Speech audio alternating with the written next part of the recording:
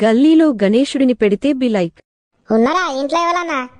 అరే ఈ పోషవనే కాదురా పేనసార్లు పెట్టుకునేది ప్రసాదం గురించి. వారు వచ్చి లావురా తర్వాత మాట్లాడుకుందాం.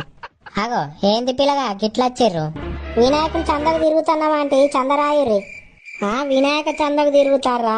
మరి ఇప్పుడు ఏడున్నాయి పిల్లగా? రేపు రాపోర్రి ఇత్తా. ఓ పోషవా రేపే అత్తం గాని ఇప్పుడైతే రాపి.